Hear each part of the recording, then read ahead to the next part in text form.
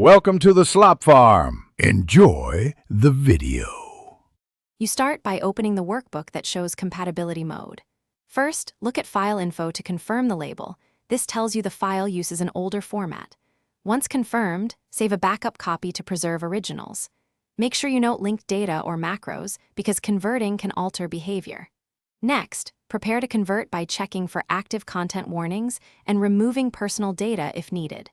This sequence reduces risk while you change the file format. You now convert the file, choose File, Save As, and pick the XLSX workbook format. This upgrades structure and enables newer features. Once chosen, run Compatibility Checker and inspect document. The checker lists features that may change.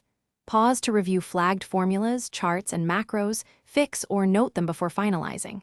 If macros exist, save as XLSM instead. Once you address each issue, save. These steps ensure you retain functionality. You finish by closing and reopening the converted workbook to confirm compatibility mode is gone and new features behave correctly.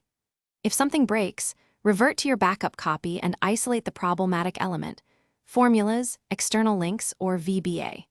Once isolated, repair or rewrite the element, then retry conversion.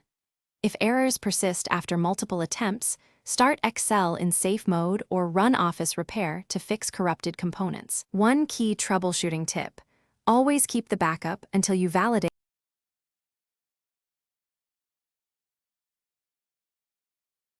Thanks for watching.